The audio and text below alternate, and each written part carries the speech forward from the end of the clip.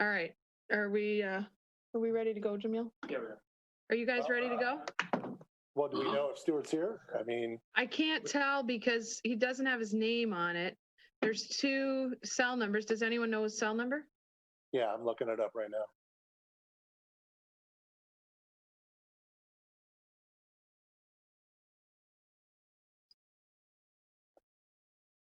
Nope, that's not him.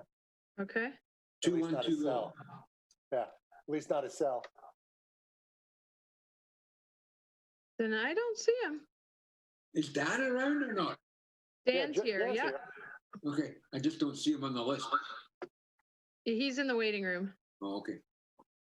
Well, by my count, I mean, I think Nassim's got to step in Are you getting on? for Stuart, right? Yeah, it sounds like Bert's calling him right now.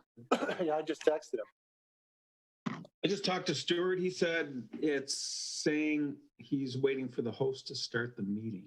So He's in the wrong place. you're in the wrong place. Story of his life.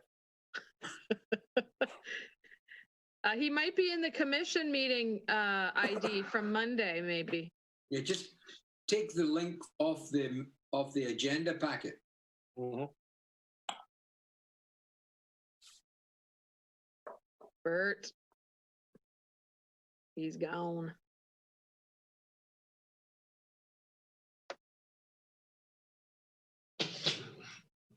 Yeah.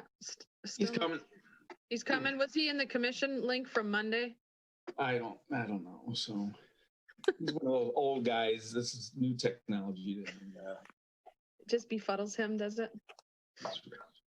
there he is. You see him? There he is. Yeah, he just entered the waiting room. Okay. He is not showing up on mine. No, me. Yeah, he just showed up on mine. Want me to? I see him. Oh, Oh, There he somebody is. let him in. Somebody let him in. Good. Okay. Who's All right. there? Wait a minute. Then I got to let you out, Bert. Yeah.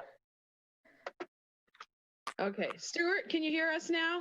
I can, Were you in the city commission meeting number? perhaps. Maybe you're out I Estrada. never get I the don't know. link for the planning board. I think I must have been on, I think I was already on that for something else. Okay. All All right. right. Can I bring everyone in or what? Yeah, let's do that, please. Okay. Are we good, Jamil? Yeah. All right. Here they come.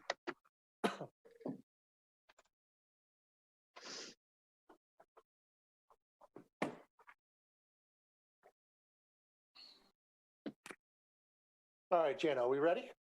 Yes, we are ready.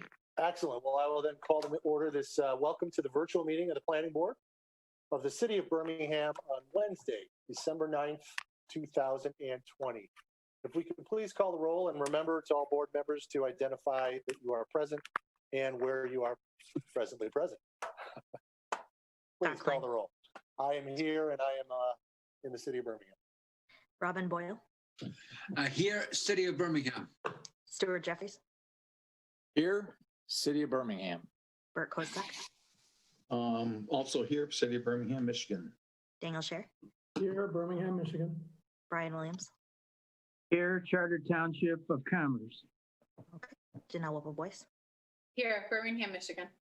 Jason Emering, Here, Birmingham, Michigan. Nassim Rumen, Here in Birmingham. Rachel Hester, June Lee. Rachel's muted. Could we unmute her, please?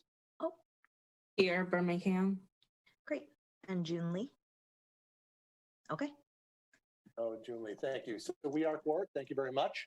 Let's dive into review and approval of the minutes of the meeting on November 11th. Are there any comments, corrections? Mr. Scher. Yes, on page 3 of the minutes, the 4th full paragraph, it starts, Mr. Scher said. In the second line, the words "on Old Woodward" should be "on Woodward in the South Woodward Gateway." For businesses on Woodward in the South Gateway. Yes. Excellent. Any other comments? Mr. Jeffries, I think you had your hand up. Yeah, page 4. I think it more accurately would portray what I was trying to say is Mr. Jeffries noted the increasing residential density will help sustain brick and mortar businesses in the city, period. Having more people living in a city will mean there are more people looking to conveniently, if we could put that word in, get their needs met locally instead of online. Any other comments, corrections from the minutes? Seeing none, do I have a motion to approve as amended here tonight? So moved. I see a motion, Mr. Boyle, support by Mr. Scher. Any conversation on the minutes? Seeing none. Can we please call the roll? Robin Boyle, Yes. Daniel Scher, Yes. Brian Williams, Yes. Janelle Whipple Boyce, Yes. Scott Klein, Yes. Stuart Jeffries, Yes. Bert Hosek, Yes. all set. Excellent. Thank you very much. Chairperson's comments. We have a rather packed agenda tonight with a number of different site plans and special land use permits, so I won't belabor anything. I will just say again that there will be an opportunity for the public to comment. If you've been to our meetings before, you will know that we will hear a report from staff. Board may ask questions. I will then perhaps talk to an applicant, and then we'll go to the public. I'll announce when that time will be. If you are a member of the public and would like to comment, please use the raise hand feature, which is in the bottom console, I believe toward the center. I have the list of participants up, and if you raise your hand, I will do my best to get you in the order in which I see them, and then we will bring it back to the board for any action that will take place. Jana, reviewing the agenda, I believe we have one item related to 219 Elm, a potential noticing concern. Is that correct? Yes, that is correct. With regards to 219 Elm, you see it's listed twice on the agenda. Once as a special land use permit review and once as a final site plan review. There was an issue with the noticing. So the noticing did go out to all the property owners within 300 feet that it was a final site plan. The notice did not end up in the paper advertising that it was a special land use permit. So what I would recommend is you could proceed on the final site plan and design review tonight because it has been properly noticed, but we will have to re-notice to get it in the paper for the special land use permit. So if we could maybe not comment on that portion of it, I think we could still keep it moving. Yeah, so board, I'd like to just recommend, and at this point, if there are any objections to this recommendation, that we do just as Jana suggested, that we talk about the final site plan tonight. We can determine during that conversation what, if any, action we take, but just know that this special land use permit would be handled on another evening when it is properly noticed. You know, it's a little awkward in this case. There was just a clerical error that on the city's part that resulted in the notice not going out. So I would like to indulge the applicant in just making sure they're at least heard tonight, if that's okay with the board. So technically, what we should be doing is eliminating item E3 from the agenda. Correct. Yes, and or postponing it to a date certain, perhaps when we get into the conversation about the final site plan, if that's okay with you, Mr. Williams. That's fine, but we have to review and approve the agenda. So at this point, what do you want to do? I think that we can, well, I mean, I would suggest that when we get to item 3, we typically talk about special land use and site plans in the same conversation. I would suggest at that point that we immediately, we discuss only the final site plan, and that any motion would be to postpone the special land use permit to a date certain that might come into clarity as we get through the final site plan review process, if that's okay. All right. Okay, so let's move right in. 856 North Old Woodward, Fruition. This is both a special land use permit review as well as a final site plan review. These are two separate approvals, but because they are so intertwined in many ways, we do talk about them at one conversation. So Brooks, I believe you're going to be handling this for us.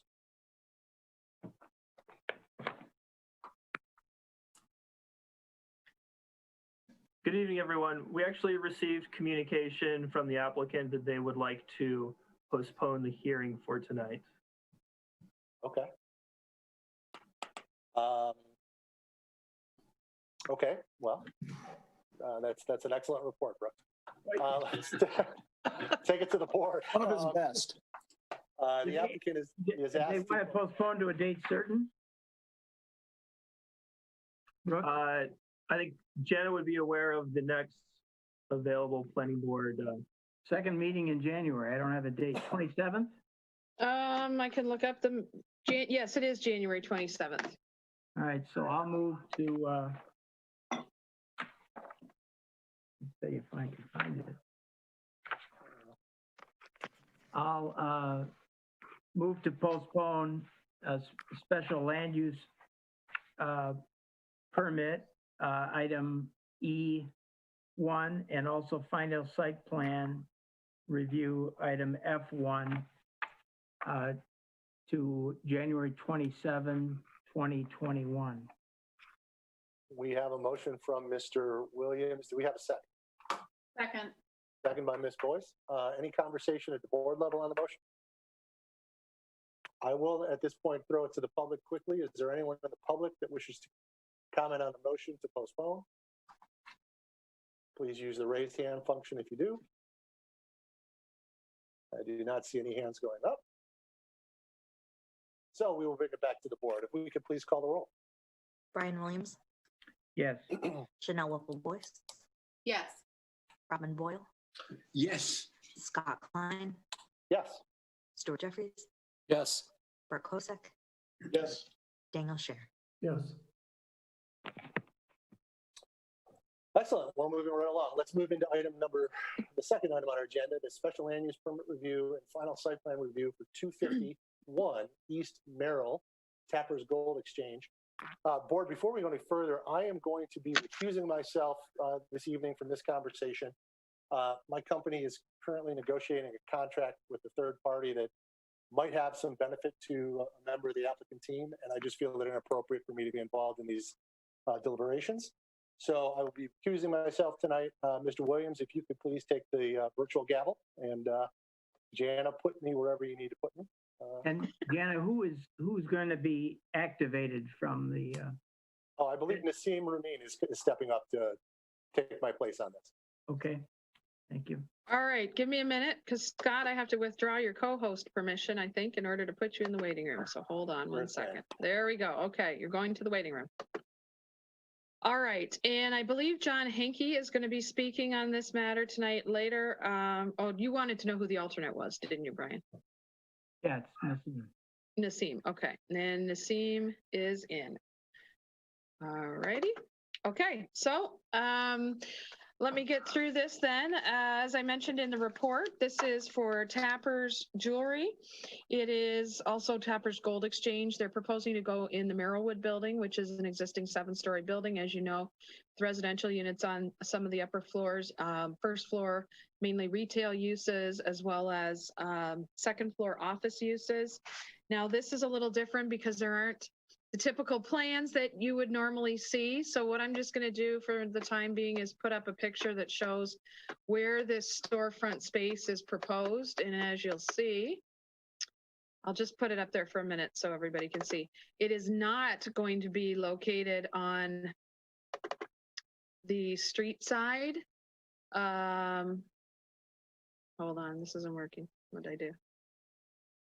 Got it. Oh, there we go. Okay. Great. Yes, so it's not going to be one of the storefronts that opens onto the street. It's actually on the second floor. It's proposed to be located within the existing building.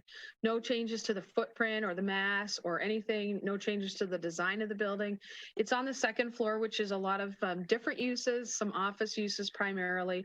And you see the picture before you. That's the storefront space they're proposing to occupy.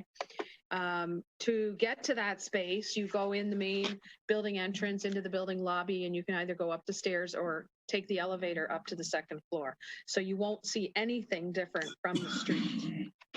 They are proposing a jewelry store that includes the buying and selling of precious metals and jewelry and gemstones. So generally, that would be considered a retail use, except for the fact that they're buying and selling the precious metals and jewelry, which does bring it under our definition of pawn shop in Article 9 of the zoning ordinance. Because of the statement in the definition that says a pawn shop includes establishments that buy personal property such as jewelry or artwork made of gold or other valuable metals for refining. So because it's a pawn shop, it is then also listed as a regulated use in Article 9 of the zoning ordinance. And therefore, being a regulated use, it's only permitted in the B4 district with a special land use permit. So hence the reason we're here as a regulated use to get a special land use permit and a site plan approval. So as I mentioned, it's located within the Merrillwood building, definitely a mix of uses in that building. The first thing you have to look at with the regulated use is Article 5 of the zoning ordinance states that you can't have another permitted or another regulated use within 1,000 feet of another regulated use. So if you see there was a map, and if you want me to put it up, I can, but I'll leave it unless you want me to. Basically, we had to look at, see what other regulated uses are within the city and see if any of them were within 1,000 feet. The Palladium Theater used to be a regulated use because they used to have electronic video games in their lobby. When Imagine took that over, they changed their concept, changed ownership. They did not apply for a regulated use because they did remove those electronic video games. So that is no longer a regulated use, and therefore there are no other regulated uses within 1,000 feet of the Merrillwood building. So it does meet that requirement. So as I mentioned from the photo that you saw, this is entirely within the building on the second floor. When you go up to the second floor, you can enter this space. What they're proposing to do is sell jewelry. So you will be able to, it is a retail store. You can make an appointment. You can go in and you can buy jewelry, watches, etc. It's planned to be appointment only Monday through Friday. Monday through Thursday. So if you wanted to either sell gold or buy a watch or buy some jewelry, you would have to make an appointment. It's intended, and I'll let the applicant talk to this when they come up. I don't want to speak to their business model, but essentially it's luxury, high-end purchases of jewelry, or folks that may want to sell a Rolex watch, for instance, that they received from their grandfather, or, what have you. It is not going to be buying or selling any other things, no TVs or anything like that, strictly high-end luxury goods, jewelry, gemstones, and metal. Hours by appointment only, Monday to Thursday, closed on Friday, open to the public only on Saturdays, and that would be from 10 a.m. to 5 p.m. So if you were a member of the public and you did not know you needed an appointment, the only day you could get in would be Saturday from 10 to 5, where you could just walk in. Again, you can't walk in to the store directly from the street. You go into the main building, up to the second floor, and into that location. Tapper's Gold Exchange does have 3 locations already in West Bloomfield, Novi, and Troy at Somerset. So they have been around for many years. We did include a lot of information on the company themselves in the agenda packet that shows how long they've been around for, what their other stores look like in terms of the retail presence, etc. That's essentially most of what there is to say about this proposed business. As I mentioned, there's no changes to the building. The building itself was renovated. The exterior portion was a couple of years ago. I think it was in 2019.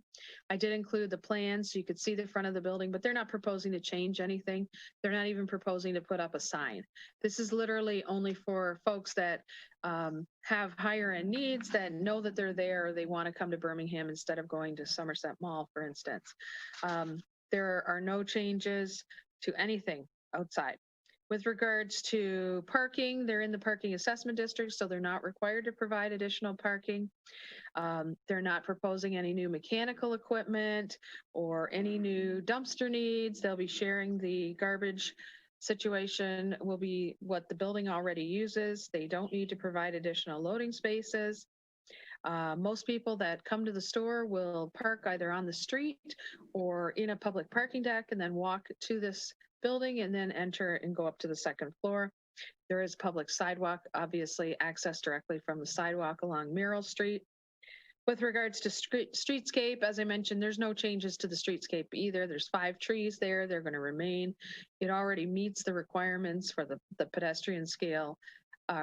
Light fixtures, plantings, the broom finish concrete for the walking path, etc. They're not proposing any new lighting either.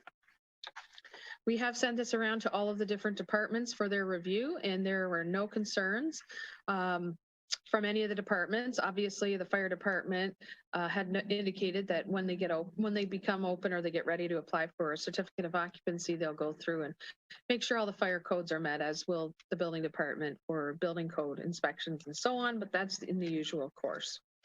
So essentially, the planning board, on a special land use permit, it gets sent to you for review and recommendation, and then on to the city commission for the final approval.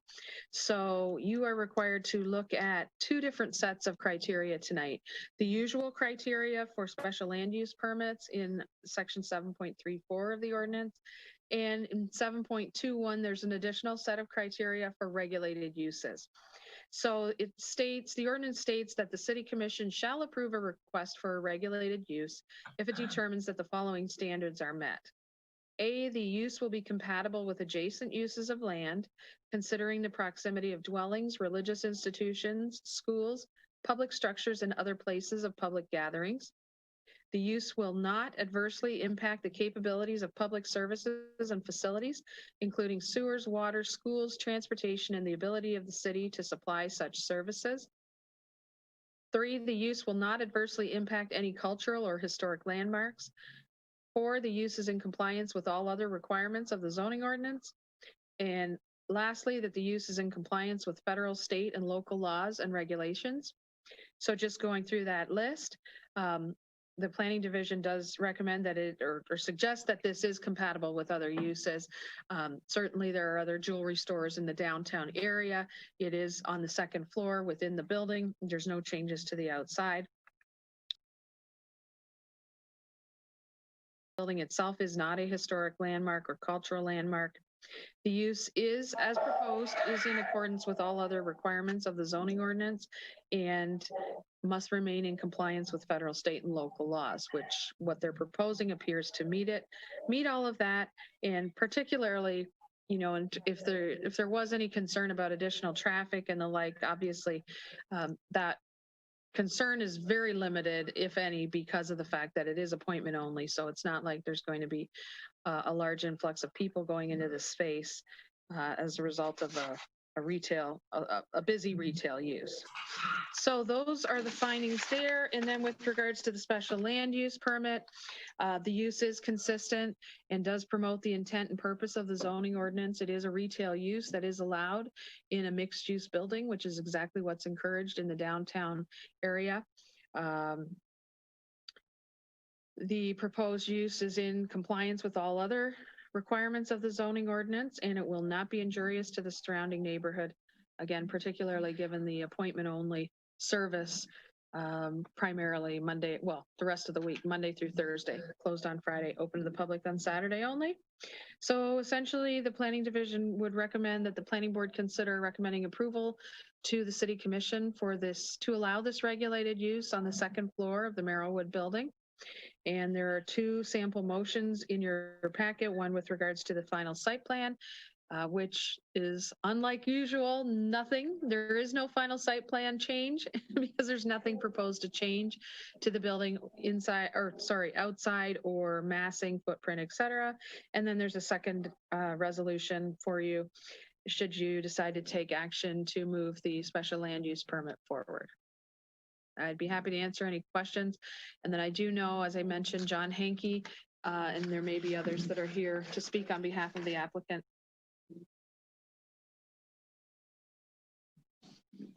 Jana, unlike Scott, I don't have control over who wants to speak, so I think you'll have to do that. I will most definitely do that. And it looks like I assume you want to go to board comment first, correct? Yeah. Yeah. All of the board members are unmuted right now that are acting in their official capacity. So just look. Mr. Scher's hand was up first. Jana, have any establishments applied for regulated use or met with you to talk about applying for regulated use within 1,000 feet of this location? You mean in the last, like recently? Yeah, sort of currently. So would we be foreclosing somebody who's actively thought and met with you or either applied for or met with you about establishing regulated use? No other applications have been brought to my attention. Thanks. Stuart? Jana, is this the only location either in business or proposed that's standalone? Are the other locations part of an actual jewelry store? This is part of, hopefully I'm interpreting this correctly. This is actually a jewelry store too, where you can make an appointment and go in and purchase jewelry or watches or the like. And that is similar to some other establishments that we have in town. Okay, let me be a little more specific. New jewelry, Yes, I believe they're selling new jewelry as well. and that's still by appointment, okay. Yes. And you can verify that with the applicant, but that's my understanding. Any other board members? Robin? Janet, just clarification. Does this special land use and the regulated use permission stay with the building or with the applicant? With the applicant. Okay. The reason I asked was if this was to, for some reason, expand beyond precious metals and jewelry, they would require to come back to the board, or if they sold this building or decided to drop the lease and somebody else came in, they would have to come back if they were looking to extend the use of this particular space. Yes. So, and a new tenant going into this space would have to come in and get a new special land use permit to get the new regulated use approved. So it runs with this operation and this owner. Thank you. All right, could we hear from the applicant now? Yes, I will bring in Mr. Henke, and then he will let us know if there's anyone else that wishes to speak. Mr. Henke, are you there? I am, and there we go. Good evening, commissioners. Good evening, Jana. Good evening. As Jana mentioned, this may be the shortest SLUP request and site plan request I've ever presented either to you or to any other commission because of the nature of it being on the second floor. As Jana pointed out, Tapper's Gold Exchange is interested in coming into the Mirrorwood building to provide what is a very confidential, discreet avenue to its clientele where someone is faced with a diamond that's an estate diamond that has several people attached to it that can't be liquidated easily. So they want that type of application, the ability to deal with that type of clientele. Hence the reason for appointment only, except on Saturdays. The only reason this is in front of you is because of the definition in the of a pawn shop within 9.02, which includes them having the ability to buy precious gems, jewelry, gold watches. Otherwise, this would be no different than any other jewelry store in town where they'd be able to buy that without having to do that, without having to get a special land use permit. That being said, as Janice pointed out, this is in a suite on the second floor of the Mirrorwood building. There will not be any signage on the outside. I happen to work with the building owner and part of the suite as an attorney with Ishbia and Gillard. Mr. Ishbia owns the building through one of his companies.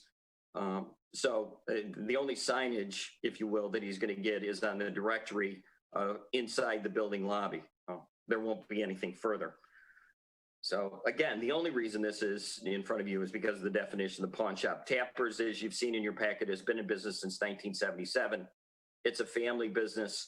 The big draw to Birmingham in this particular instance, as apart from their other facilities, is the safety and confidentiality that's associated with coming into a building and inside a suite. Many of you probably remember that Jim Kroll was in the adjacent location for years and years and dealt in diamonds and gold as well.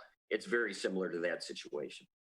So I'm happy to answer any questions you might have. Mark Tapper is also on the Zoom call here if you have any questions for him. Would the board like to hear from him, Mr. Tapper?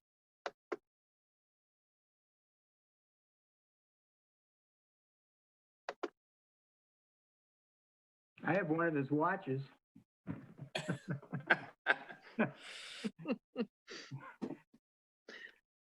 Hopefully that's not a conflict, Brian. No, just a sign of class. Good evening. Thank you for hearing our application. I really appreciate the board's time. Any questions from the board for Mr. Tapper or Mr. Henke? Dan? Yeah, that's one question. Will you be loaning money against people bringing in jewelry or precious metals or any of that? I believe some percentage of the business would be collateralized loans. You know, some people, many people in the community sometimes need, you know, a bridge loan for a little bit of time, but don't actually want to sell their, you know, a piece that was given to them over, you know, generations and, you know, or something that is meaningful to them. So yes, you know, lending would be I would assume a small part of the business. You need to be, is there a license that you have to have for that from the state? Not from the state. It's actually, this is the pawn license that we're inherently talking about right now. And Commissioner shares so that you know, there are actually 2 licenses that are required. And Mr. Tapper's already gotten through the first, which is the precious metals license in the city of Birmingham. Mark Clements has told me that's already been cleared and done. The pawn license, they won't do until this commission and the city commission approve a SLUP, and then he would go through the same process, although much shorter, for Chief Clements and the police department to do the background check. Any other questions by the board? Okay, Jana, I think at this point we should open it to the public. Yes, I do not currently see anybody with their hand up. If you are looking to speak, if you click the raise hand button, a little blue hand will show up and we will know that you would like to speak. I do not see any hands. Okay, well, I'll bring it back to the board. In our now time-honored tradition, we need separate motions. I mean, technically, let's deal with the special land use permit itself. Jana, I think it would be helpful if the suggested language that the planning board recommends approval of the special land use permit, assuming that's the way we go, to permit the operation in accordance with Article 7, in compliance with Article 7, Section 7.36. I think that would be helpful to add that language. Okay, yes, you're correct. So I guess the board, or excuse me, the chairman, acting chairman, would like a motion, entertain a motion from the board at this time, hopefully to recommend approval of the special land use permit. If someone would like to make the motion.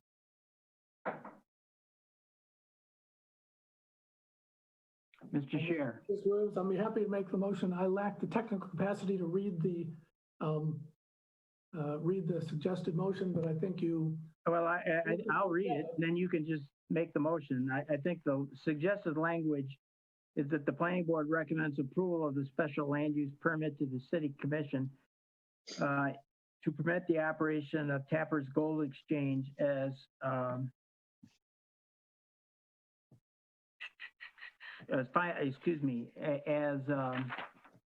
special land use permit in accordance with and in compliance with Article 7, Section .36 of Birmingham Code at 251 East Merrill Suite 236. I adopt that as my motion. Second. Motion second, any discussion? I just have a question. Did you have the language in there specifying it as a regulated use? It wasn't clear to me that the language I'm looking at in the proposal states Article 7, Section .721 Yes. Yes, here that the commission recommend the commission permit the operation of tappers as a regulated use at 251 East Merrill. Just want to make sure. Yeah, all right, We why need don't that to we, be- if Mr. Scher will agree that we'll add the language of also in compliance with Article 7, Section 7.21, which is criteria for regulated uses to the memo, or to the motion. That's fine. So it would cover both 7.36 and also 7.21. Are we clear on the motion at this point, Yes. Laura? Yes. Okay. To the public on the motion. I do not see any hands raised at this time. Okay, back to the board. Let's call roll call vote, please. Daniel Scher, Yes. Stuart Jeffries, Yes. Bert Kosek, Yes. Brian Williams, Yes. Janelle Wolfe-Boyce, Yes. Nassim Merman, Yes. Robin Boyle. Yes. Okay, thank you. Now let's move on to final site plan. And we would need a motion again to recommend approval of the final site plan for 251 East Merle, Suite 236, Tapper's Gold Exchange. So I think I can remember that.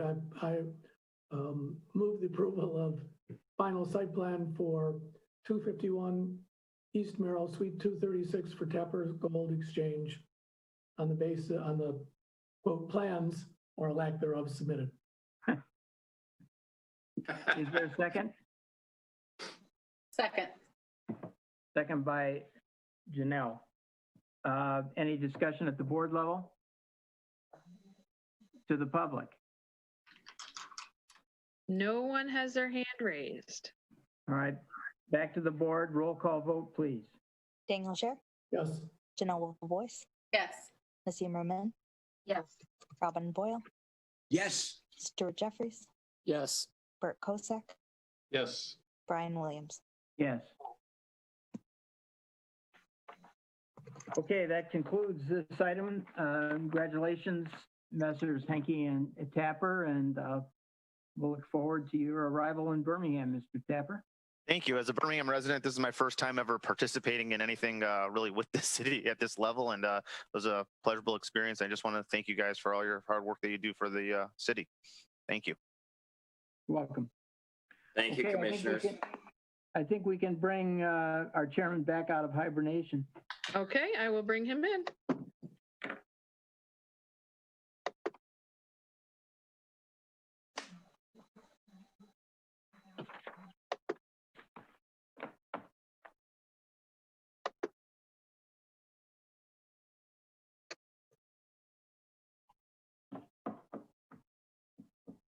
Yes.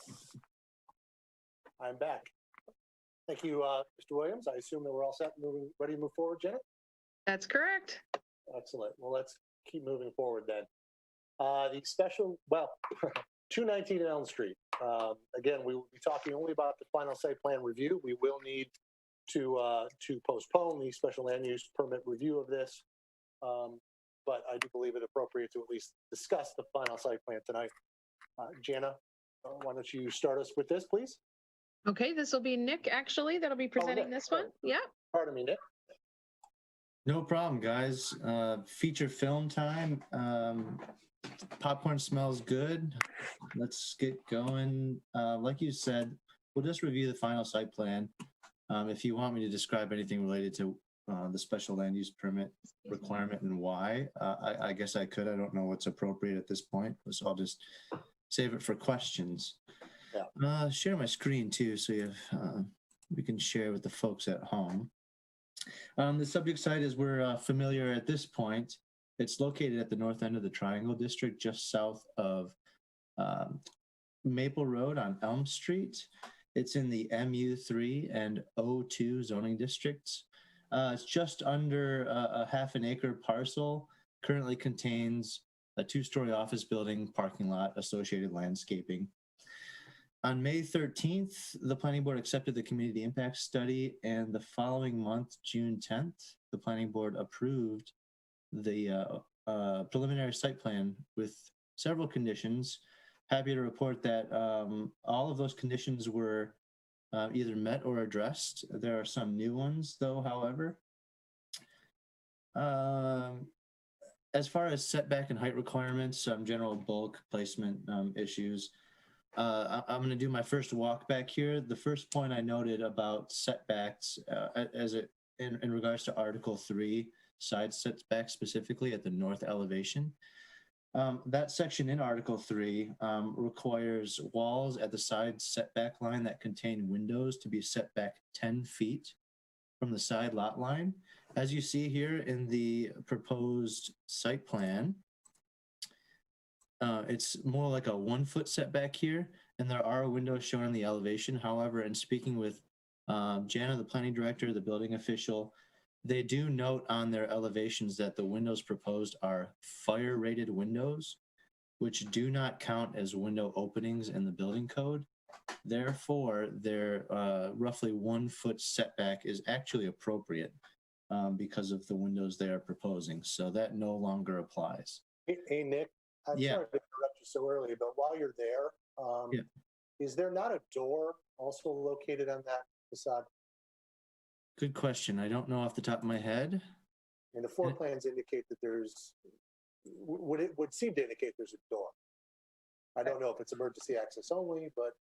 You're talking that little cutout right there? Well, I mean, that's another question for the architect, because the civil plan shows a recess and the architectural plans don't, but. Let me scroll. Let me do it the dirty way here. So you see here, this might be what you're speaking about. Right. I mean, does that come into play with regard to the building official's determination of setback? So the note for fire rated is here, and it contains an arrow going down to these. So I'm assuming they're also fire rated. So I'm assuming that they're still okay. But that's something I will have to ask the building official for clarity, just to be sure. They don't look like doors. They look like tall floor to ceiling windows. Yeah, And well, they're this called one- out as doors on the floor plan, so. Okay, good. And thank you for the clarity. I don't mind the interruption on that one there.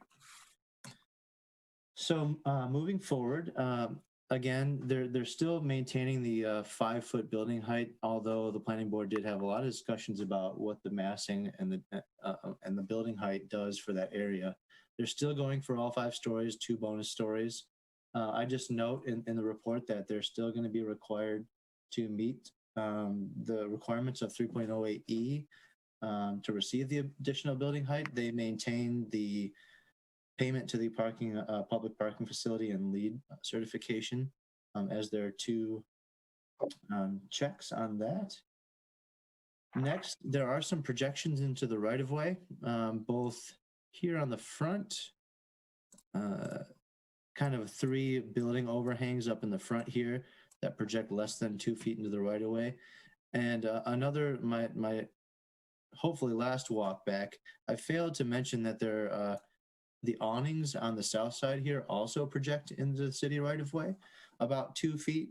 Like I said, all under 2 feet. So the planning board still has the ability to consider and approve or disapprove of those projections into the right-of-way with no lease agreement required at the city commission. In addition to those awnings at the south side, they're also proposing awnings here on the north side that don't project into the city right-of-way. Rather, they project into the adjacent private property, the adjacent parcel. Again, roughly 3 feet or so. I noted in the report the applicant must remove them or provide some sort of easement or license agreement with the neighboring property. They have provided somewhat of an update after the agenda went out, and that they're looking at different options for those awnings to reduce that projection into the property. And they also have an obvious relationship with the property to the north too. So a lease agreement wouldn't be that hard, but we're requiring them to do so regardless. Finally, the rooftop use that was spoken about kind of a lot during preliminary site plan review. They've given us more detail on that. You can see a large rooftop terrace It's going to have a grill, a fireplace, some planters, a trellis over the top, and some lights. They meet all the requirements of Section 5.07 for that rooftop use. There's no there's no habitable space. Rather, the small vestibule right out of the elevator that is actually smaller than the elevator, which meets the ordinance, and all the setbacks are properly done. Let's go to 17. So moving on, screening and landscaping. The dumpster is unchanged. It's still going to be proposed in a trash room on the south side of the building here. So fully screened by the building. Parking lot screening, they have submitted plans showing a 3-foot capped masonry screen wall that meets the requirements of the zoning ordinance. Mechanical equipment. I note that the rooftop units do appear to be fully screened from public view, although I don't have spec sheets for the AC units. I do have spec sheets for the large generator. The AC units are proposed to be screened by the James Hardy board siding up to 42 inches.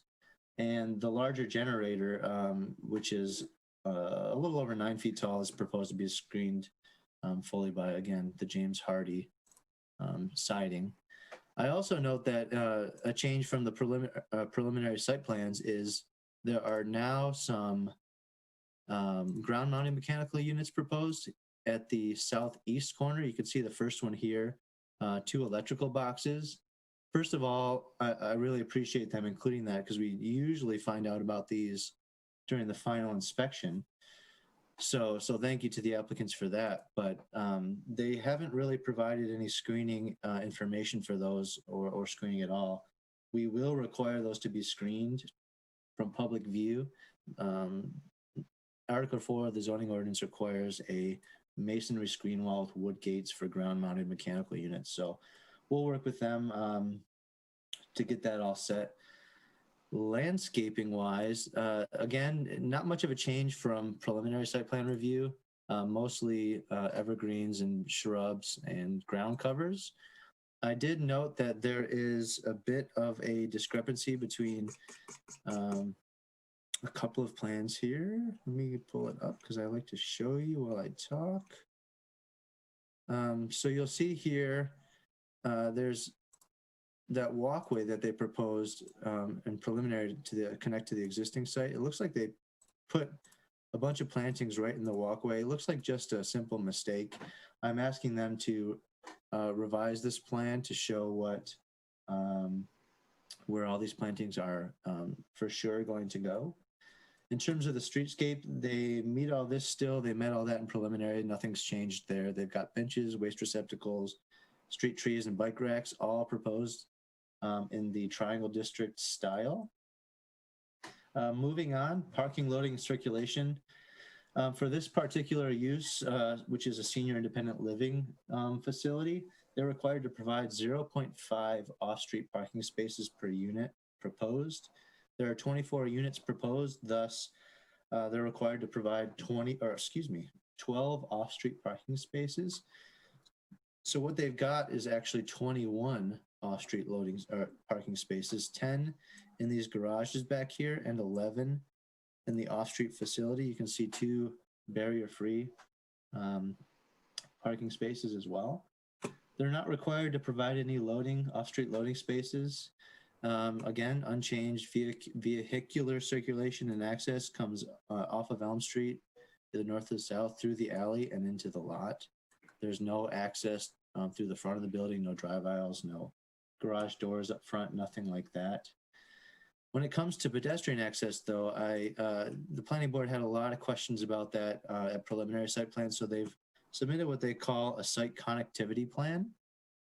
And you'll see 2 paths that they had described last time, but have clearly marked at this point. One coming out of the back door of the northeast side of the building, which is right here.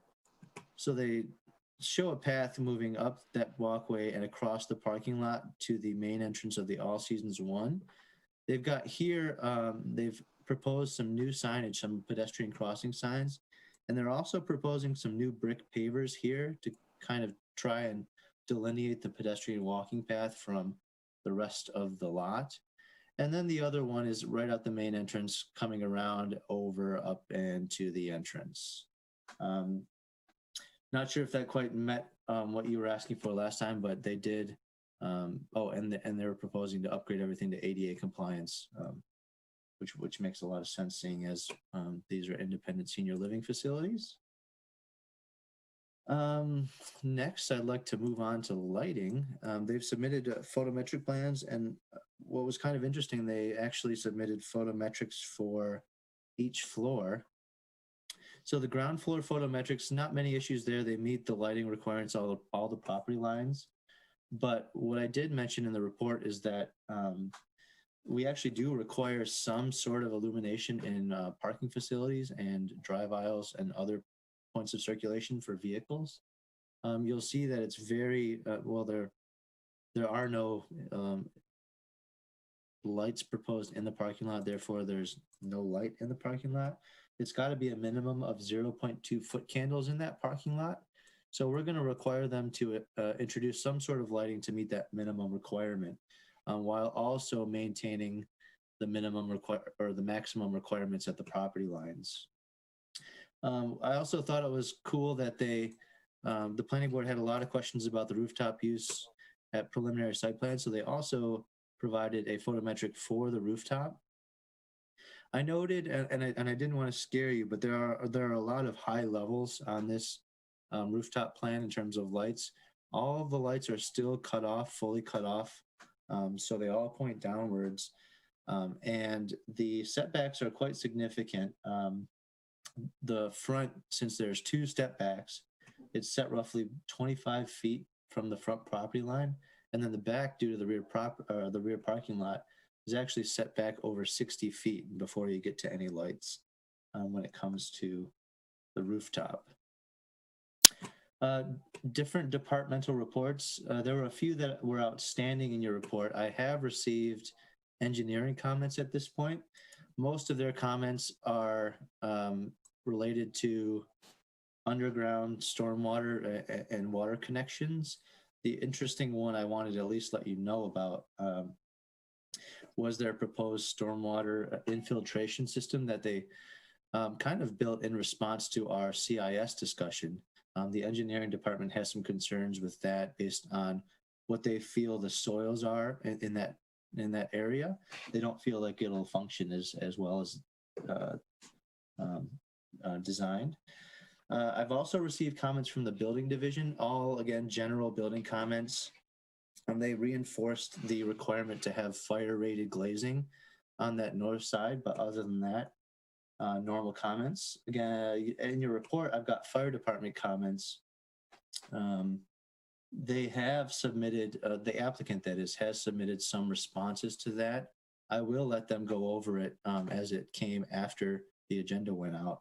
And finally, the police department, just some general concerns about parking. The chief noted that parking in that area is a little tough as it is. And then the new development's proximity to those residential areas kind of draws their concern a little bit. Finally, the design review section. I'll show you some elevations here. I'd like to start with this one.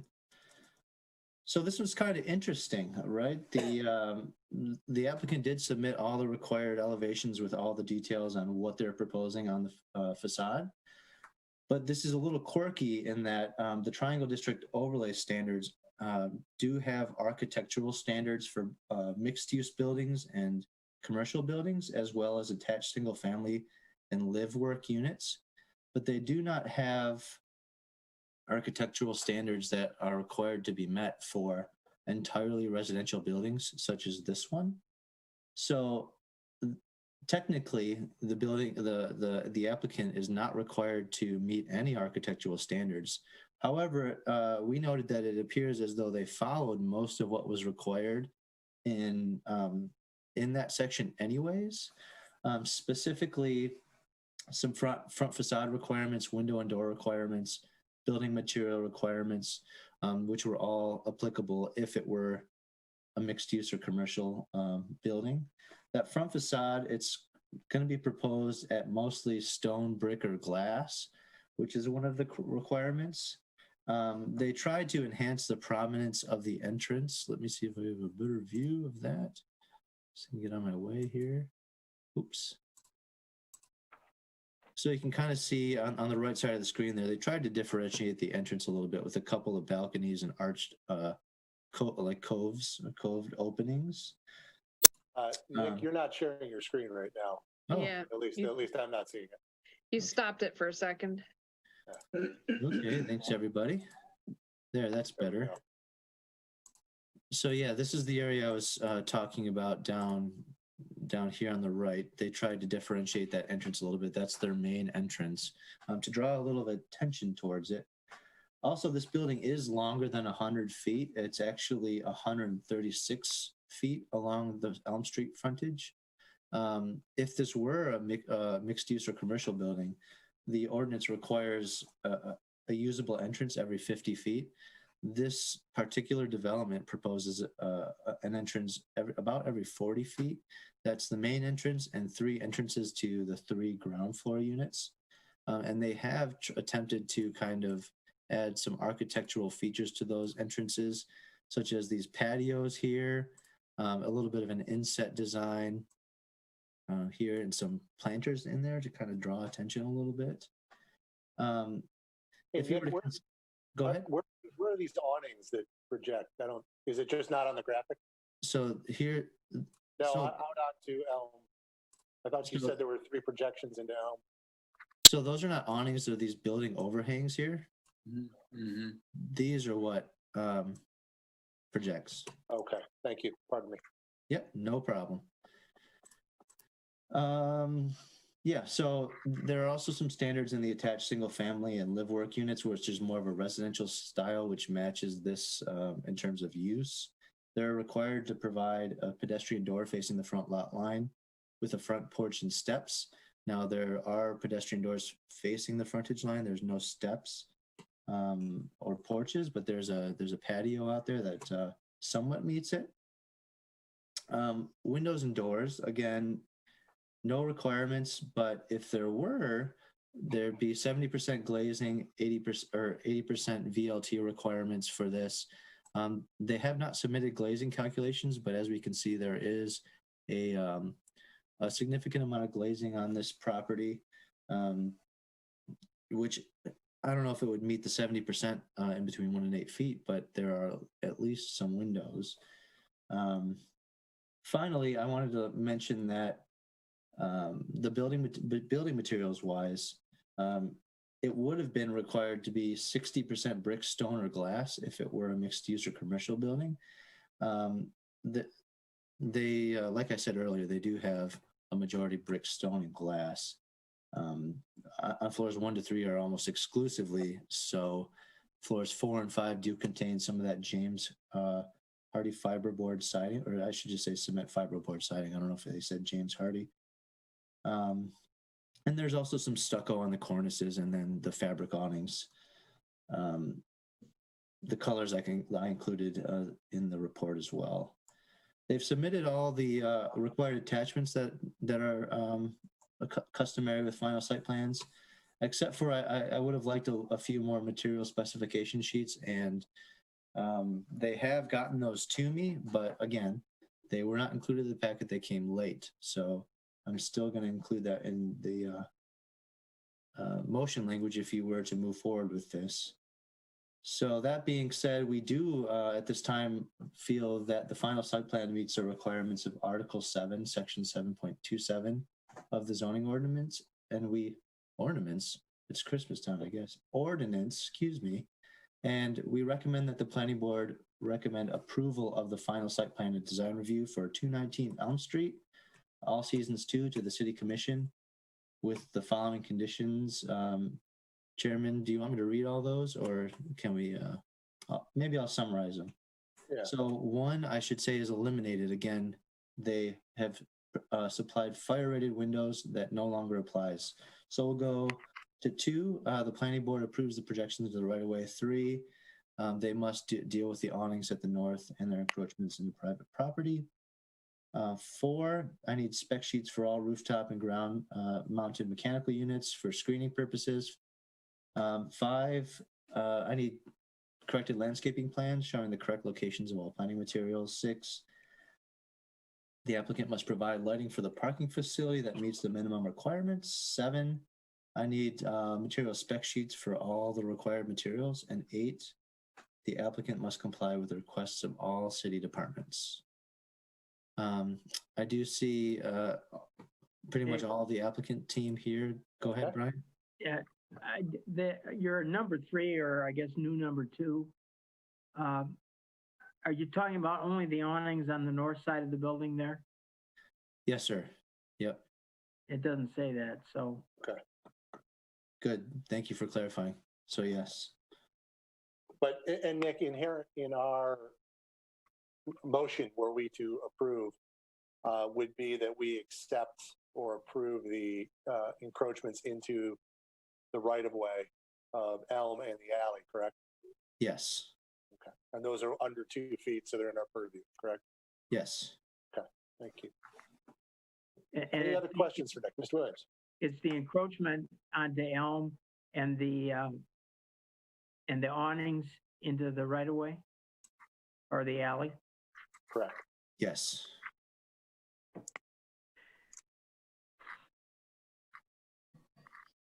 Any other questions of Nick before we bring the applicant up?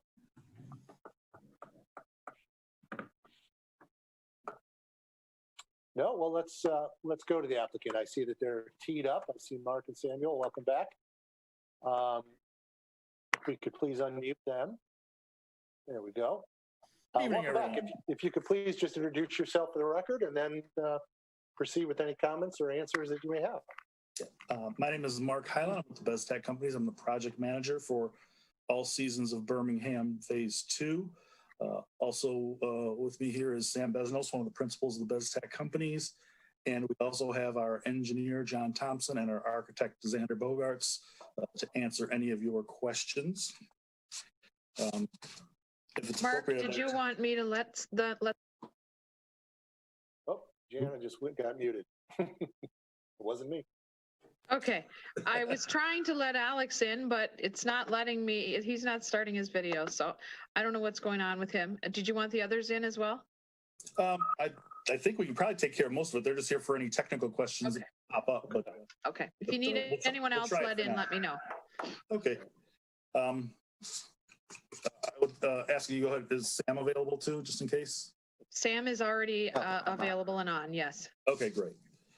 All right, thank you for meeting with us tonight. Just wanted to go through some of the comments that were brought up. As you can see from the plans, not much has changed really for any kind of layout purposes or anything. So it's still the same. So we just got a lot more detail into it. To answer the question about the windows on the north side, that is not a door. It is a large window, and it is glazed, a fire-resistant fire-rated glass. So it's just in a little bit of a recess for architectural interest. Otherwise, that's a pretty big flat wall. The ground-mounted cabinets that appeared on our plan, I blame Detroit Edison for that. That's their design. So we're still working through that, and as we define our building a little better, we'll define our needs for power. And that's the current cabinet they supplied. And as soon as we get everything finalized with them, we'll get back with Nick and provide all the screening that's required as soon as we get our final footprint on those cabinets. The walkways and accessibility patterns to All Seasons 1. It should be noted that the front door goes through a hallway in through the lobby and then out through the back stairwell. So that's actually a complete loop that can be made. So anyone coming out that door can go either to the west and then north or south, and then go east and then north or south. So it's a very good comprehensive pathway system. We received the engineering comments a little earlier today, and we went through, and all of them can be handled with the design, with the permitting review process. Their one concern had to do with some of the infiltration of the soils, but you can see on the plan we do not use very much of that rear yard space at this point, so we can make accommodations to satisfy your engineering consultant. The fire comments, again, we can meet all those with our design. The one thing that they did ask is because the building height was for a fire command room, which we're tweaking into the building right now, just squeezing out enough space for it. Nick is right. There is really no architectural standards we could find because of the use, but we did try our best to meet all of them except for making that ground floor level look like a commercial use, because we thought that really wasn't appropriate now that we're down further south and into kind of a residential area. And the reasons we don't have steps on the front porch is anybody who's out there knows that it's very, very flat. So if we put a step at the front, we would have steepness issues at the back with the garages, because we tried not to change the floor grade within the building because it is a senior building. So with that, we've looked at all the reviews we've received. We believe we can meet all the requirements in those reviews, and we hope you like the project, and we'll approve at least the site plan tonight, and then we'll be back for the special land use. And what we'd like to do, if possible, is be put on the agenda for the first available meeting in January. Any questions of the applicant? Thank you, Mark, by the way. I apologize. Any questions for the applicant? Mr. Boyle. Mr. Chairman, this is a final site plan, but I'd like if you would listen to me to ask a couple of more general questions that relate to the development as a whole. I've got 2 or 3 questions that I think would be very helpful for me if we could just once again try and understand what we are approving tonight. And that is really, in effect, the residential model that we've got in front of us. So if Mark or Sam or somebody else in the team can answer me, that would be great. We're looking at 24 units here, 2-bedroom plus. Some of them have dens, so you could argue slightly bigger.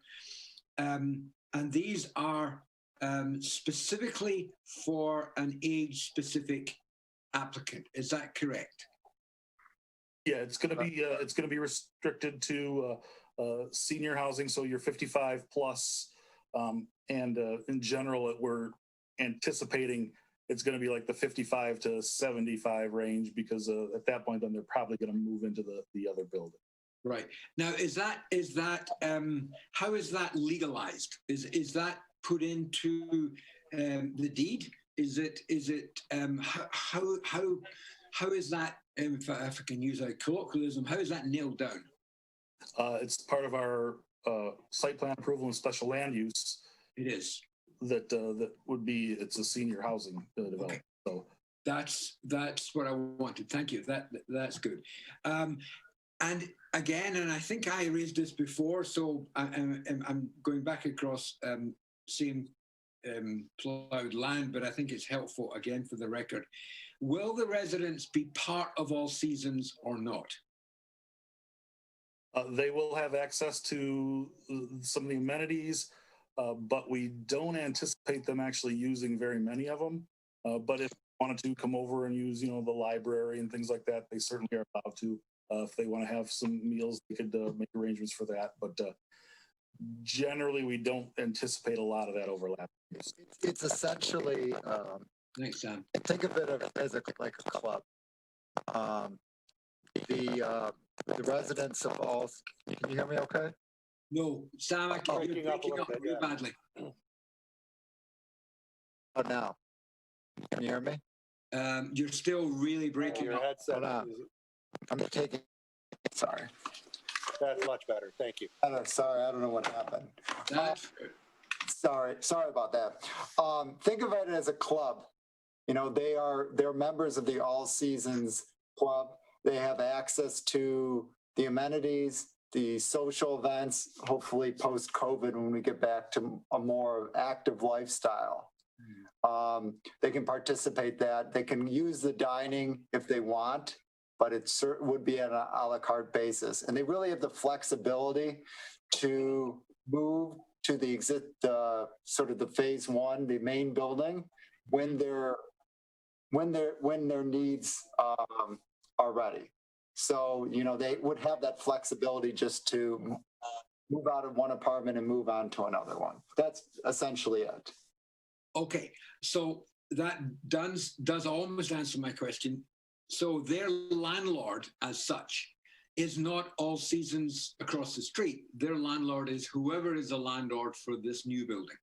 It would be managed by the same management company that manages All Seasons Phase 1. And, it's an affiliate of the owner, essentially. So there'll be a working relationship. Let me try that again. To whom do they pay the rent? They would pay their rent to basically the owner of All Seasons 2. To the owner of all. Yeah, because it's a separate legal entity. Right. We'll have a separate mortgage. Okay. The reason I'm asking is, and this is probably more that my two lawyer colleagues on the board might want to follow up or not. They may feel perfectly happy with this. But could this building be sold and separated from All Seasons? Could, in fact, this building be repositioned out of senior housing? I don't think it could be repositioned out of senior housing, but it certainly could be sold separate from All Seasons. But as you can tell from our design, I mean, our intention is to be marketing it as one community. Okay. I think part of the answer, Robin, is also that because of the design as senior housing, it would probably have to come back to you for a change of use if it were going to change from senior housing, at which point you get another crack at it. And I'll point out that there's not enough parking associated with it for any other use. Okay. So that's where I was going again. Thank you. I'm glad that was on the record. The last point is more for my colleagues. The building as it stands and what we're looking at tonight, a very fine building, but it's not mixed use. There is no other use other than residential and associated things like car parking.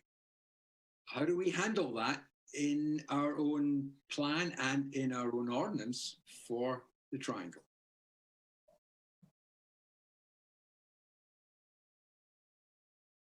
Well, there are a couple of people. I want to go to Nick and Jana on that question, and then I know Mr. Williams wanted to respond to something you had said. Nick, Jana, I mean,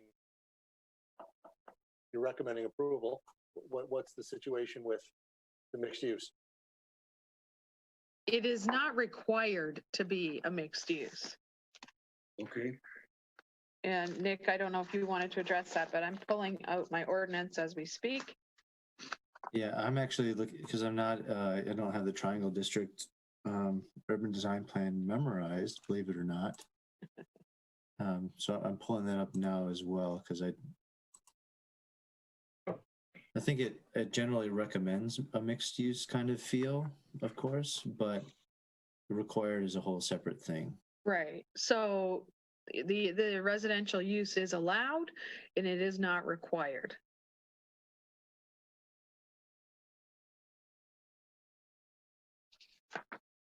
I'm sorry, Okay. the mixed use is allowed but not required. Sorry. Okay, that's what I was looking for. Oh, okay. I just want to make it again to be noted and put on the record that part of what we're doing in the Triangle District or whatever we're going to call it today or tomorrow includes this sort of development. I'm not against it, by the way. I'm just wanting to make sure that we know what we're doing and what we're approving tonight. Thank you. Thank you, Matt and Sam, Mark and Sam. You've answered the questions. Thank you. Right, Mr. Williams. And partly in response to Robin's question, I think it points out that the companion, which we're not considering tonight, which is the special land use permit, would restrict, hopefully, the development to seniors.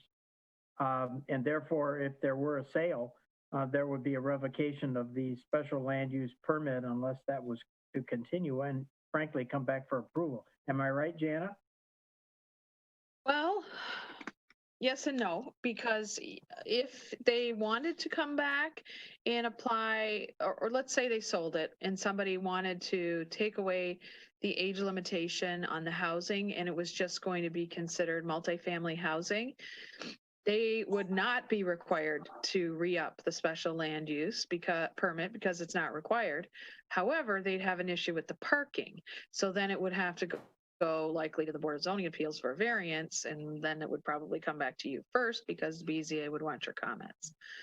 So If it weren't senior, what would the parking requirements be? double. Double, yeah. So they're short. They're over now. Nick, did you want to say something? Yeah, I just wanted to build on Robin's question about the use. Just so we're aware, anything residential from single family to mixed use is allowed. So you could even build single family on that spot if you wanted to. Okay. Permitted, no SLUP, needed. Okay. With the 24 units, how many parking spaces would they require if it weren't senior? That's based on room size, so it'd probably be, based on, they're probably 3+ room units based on what Robin said. I don't again. So that's two and a bit. So we'll say 1.5. So 1.5 times 24. So 36. 36. And what are they providing? 21. One. Yeah. So they're way short if it's not senior. And there's really no other land around there that's available. Other questions perhaps for the applicant? Not seeing any hands up. All right, thank you very much. Thank you very much. At this point, I'm going to open it up to the public. Is there anyone in the public that would like to comment on this development? If so, please use the raise your hand feature in the bottom center of the console.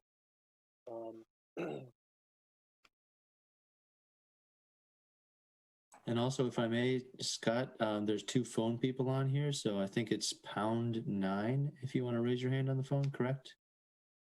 Does that sound right? It's either #9 or *9. I believe it's *9. All right, excellent.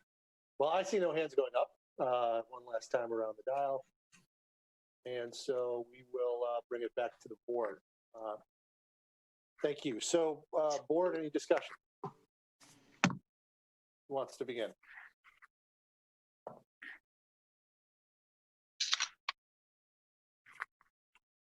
Fantastic. No one wants to dive in? Well, I guess I will.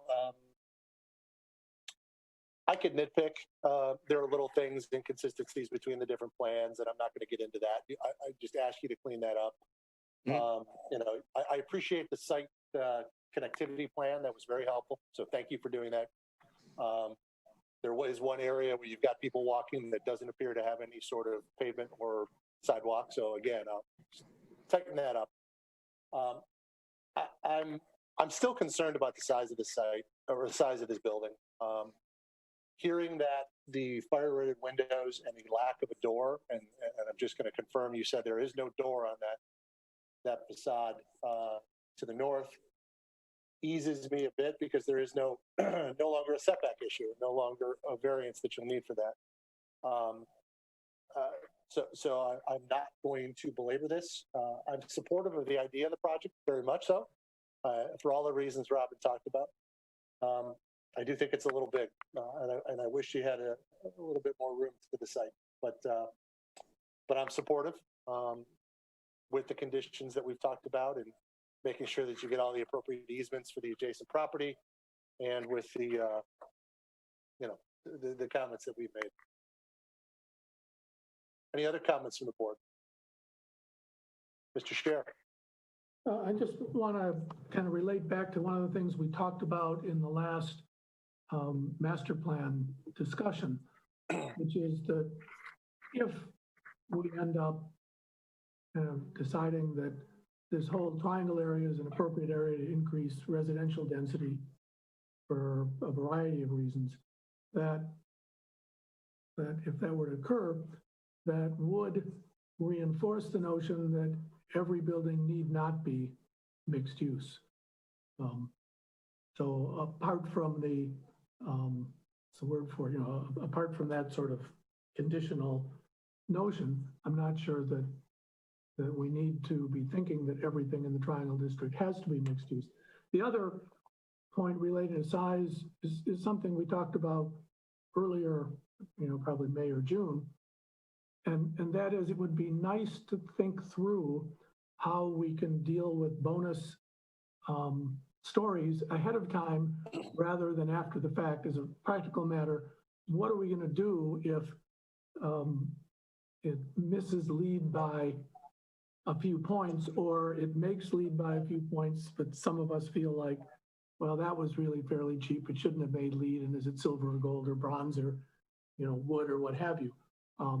So I mean, I think that's something that we ought to pursue and sort of make sure, because we're backed into a corner. I used to live in that neighborhood. I used to live right on Forest Street, so I would have looked out onto that building. So I have some sense of what the size and scale would be.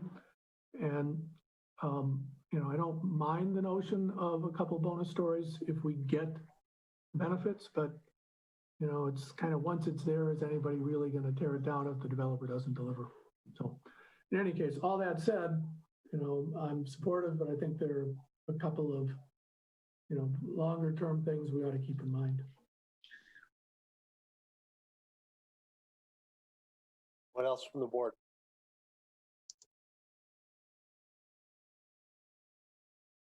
I have Jeffries. some. Mr. Jeffries, we'll go with you first. I just gotta, I'll be short, but I'm gonna raise it again. The amount of hardy board, especially when you get up 4 and 5 stories, and Mr. Sherrod has pointed out, you're living in that neighborhood, you're gonna see those top stories. I actually purposely drove back in there, but I've shown houses in there. Those guys are gonna be looking at the 4th and 5th story of this sea of hardy board. And I don't know, that thing that Nick just said troubled me a little bit about no real architectural criteria here if it's all residential. We may want to look at that. I mean, there's a lot of, they've got some brick, they got some stone on this thing, but I don't know. For me, not only the 4th and 5th, what really struck me on these drawings is that even when you get above the 5th, on the rooftop elements, we're using hardy, where other people might use, some kind of metal screening and stuff like that. We're still using hardy because I'm assuming it's the cheapest material you can hit, between 16-foot on center studs. But I think about buildings where we rate guys over the coals to, on the quality of stuff. And here's something that people are just, literally you could throw a ball off and hit their house and they're going to be staring at this. So that's my rant. I'd love to see us do something about it in the future, but fortunately, I don't know if we can do much now. Okay, Mr. Kozik? Well, my comments are sort of consistent with where I think I've been in the past. So I don't mind the density. So, I like connecting the dots and the infill and the development that will take the north side of the triangle and continue to extend it to the south. So never had an issue with that. Nick, maybe keep that, or whoever's in control, keep that rendering up there. I think I don't like the massing. The 5 stories I'm fine with. It's just, and some of these things are subjective, but it's just my view. I don't like how it steps back. It's a very odd building. If this was a mid-block with buildings on either side, I don't think you'd sense it as much, but you see the side elevations are pretty dominant, obviously, if you're heading north or south on Elm Street. And So it's kind of traditional, but it's some just odd collisions of buildings of form. I've said it from the beginning. I said it when the phase one was approved, that I find it so odd that we have living space, living rooms and bedrooms right at a public sidewalk. I wouldn't want my 91-year-old mother living there. I wouldn't want to live there. I wouldn't want my 28-year-old daughter living there. I walk Maple a lot, and those units are, the shades are almost always just drawn. It's just a perception of it being unsafe and awkward. And me as a pedestrian, I feel odd, like, should I look in? Well, I probably shouldn't. And the person inside probably finds it odd as well. And so, I think I don't have a problem with an all residential building. It's how it's designed. And again, our ordinance can't mandate everything, but I just think of other great cities, I think of Boston, Manhattan, other places, brownstones. Normally those first floor units are up a half a level. So there's a sense of separation, and there might be other architectural elements, courtyards and stoops and things that give you a little bit of a buffer. So this is not great planning. The other thing I mentioned last time is that, they may be trying to reinforce their brand by using the same materials, but when is it too much? And I think the phase building's too much. So, this looks, from a material and coloration standpoint, looks so much like phase one.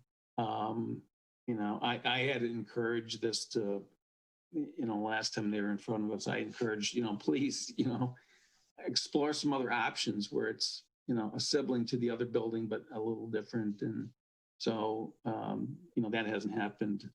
So, I'm not, I'm not cheering this thing on, but, seems to comply.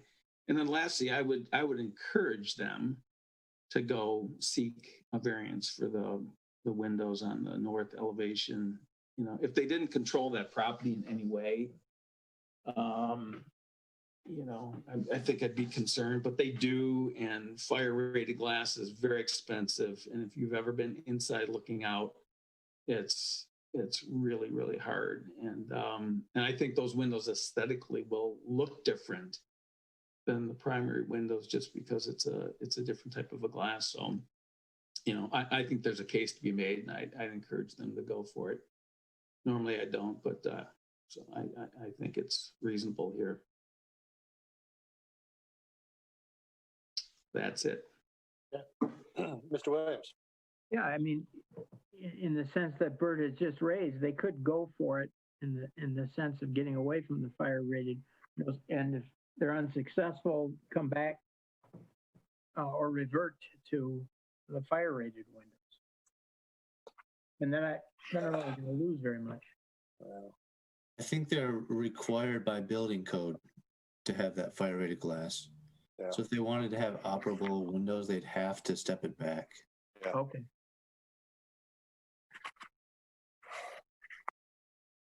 Then it's got to stay the way it is. Yeah. Well, I think there are circumstances where those are wavered, and you make some commitment to if something gets built next to you within a certain distance. So I know there are other cases in Birmingham where that's been waived. So. Any other comments? Discussion?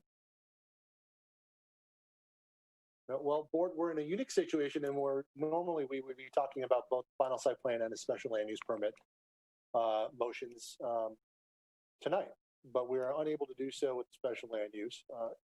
Is the board comfortable discussing a motion related to the final site plan separate from that of the special land? Yeah. And Chairman Klein, we do have a hand raised. when you're ready. Oh, I apologize. Samuel. Yeah, thank you. I just wanted to point out something real quick. I think we failed to mention that earlier. We did meet with the HOA president for the neighborhood I think it was back in June. Mark, I'm not sure if you remember exactly when it was. Yeah, it was shortly after our first approval where we recommended to meet with them. Yeah, and this was after we updated the elevations, took into consideration some of the comments at the meetings, and we shared. I met with him and I shared the elevations that you saw in the renderings and went through all the building materials and the massing, the height, and he was in full support of it and appreciated the changes in the design. So I just thought it was important to mention because I know there were a lot of comments raised just now from the board in terms of what the view is from the neighborhood, and I just wanted to mention that for the record that he was in support of the project. Okay. Thank you.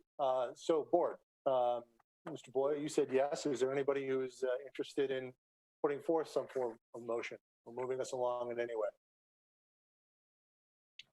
I can make a motion if you'd like, but I'd like to ask a few questions. Okay. Jana, are you there? Or Yes. Nick? Or Nick. The first condition. Now, we had some discussion about that, and indeed it was brought up by Bert as well. Is it still in play? No. Okay, number one is no longer part of the motion that you've given us, correct? That's correct. Okay. The second one, there's an odd use of English there. The planning board should approve the projections into the right of way. Yes, I would recommend eliminating the word should. Just say the planning board approves the projections into the right of way. If you were to. Which projections are we talking about?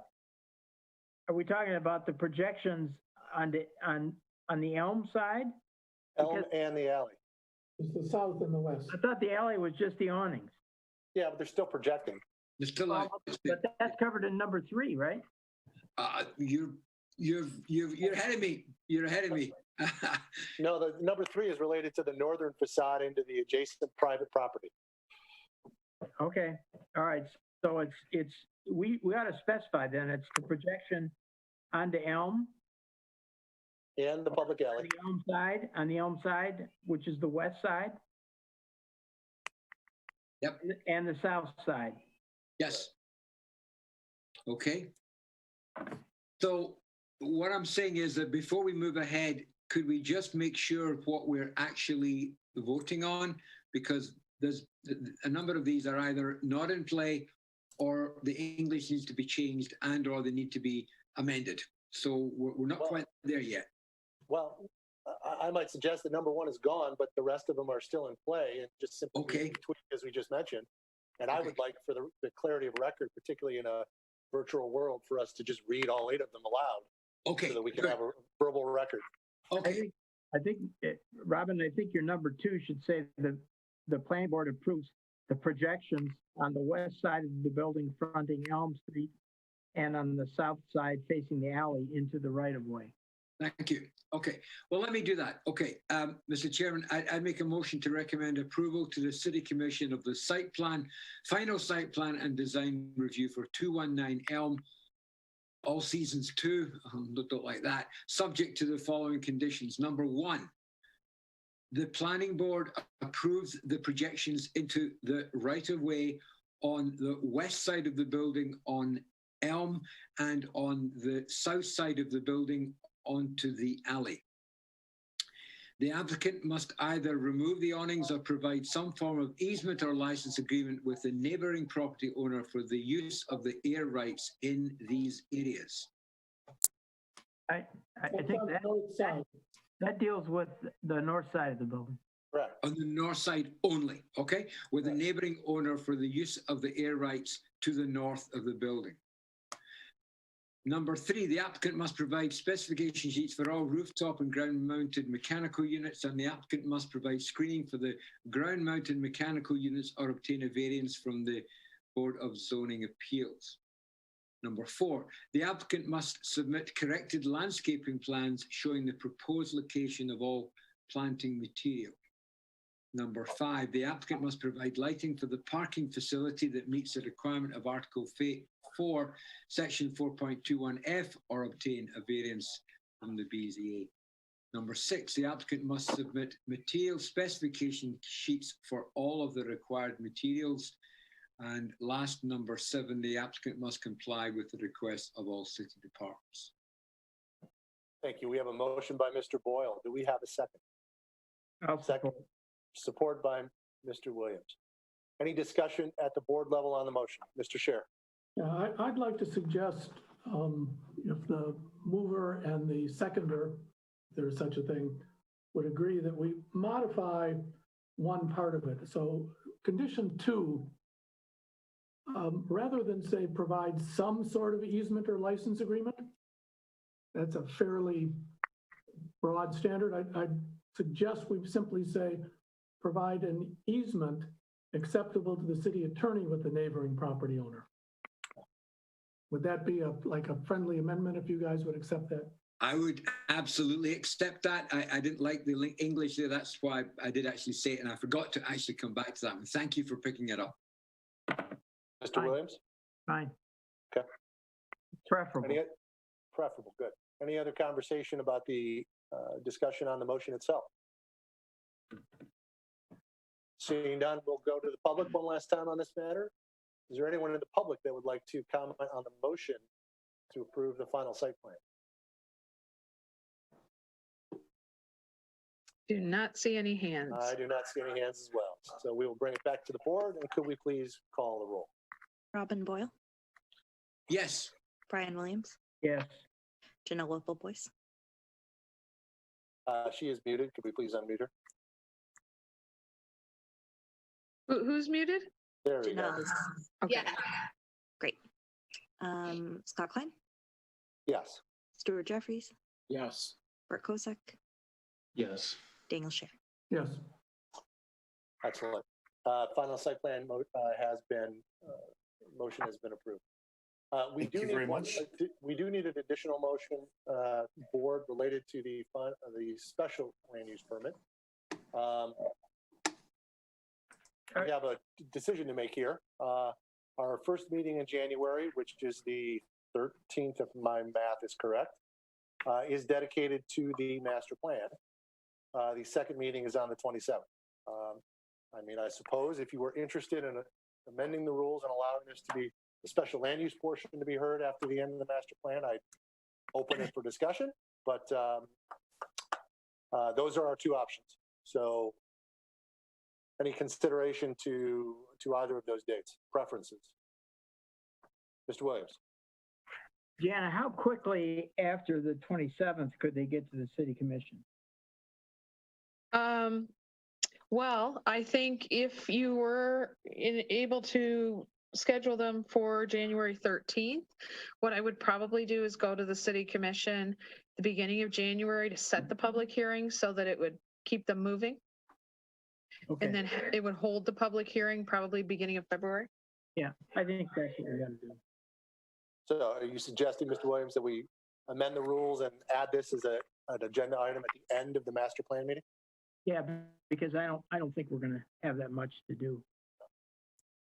How does the rest of the board feel about that? Any concerns? Mr. Scher? Yeah, I am concerned. I think if I remember right, the January master plan meeting's the first of the neighborhood meetings. Correct. And there's been a fair amount of interest, amongst those who've attended. And I would rather not mix the two.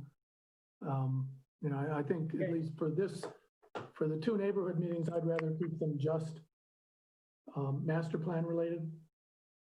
Can you, Jana, can you still schedule a hearing in February, even if we go with the 27th?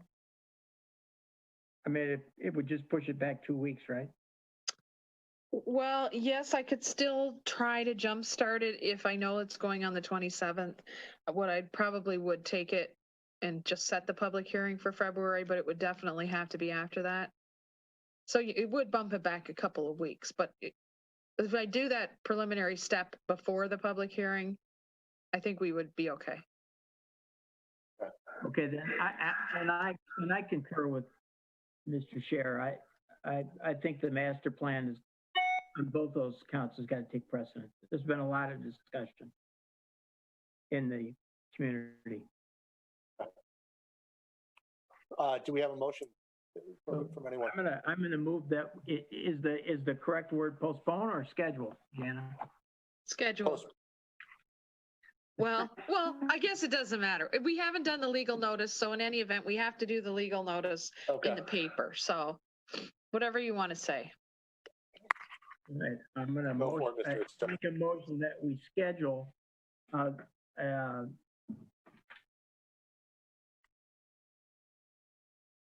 the special land use permit review for 219 Elm Street All Seasons Phase 2 for Wednesday, January 27, 2021.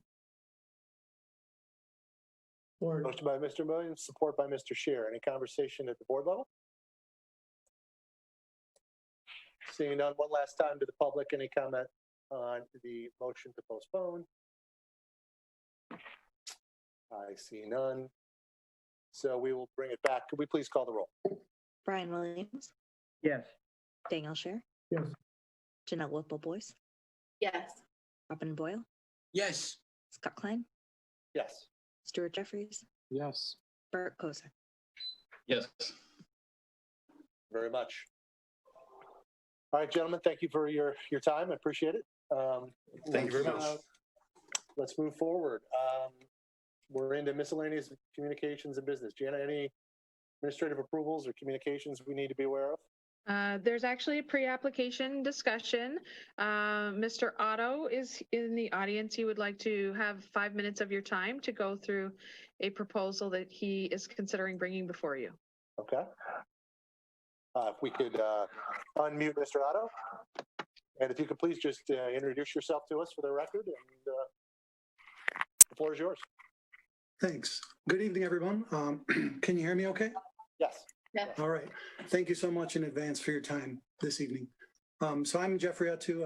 I live at 519 East Lincoln. I've lived here for 11 years.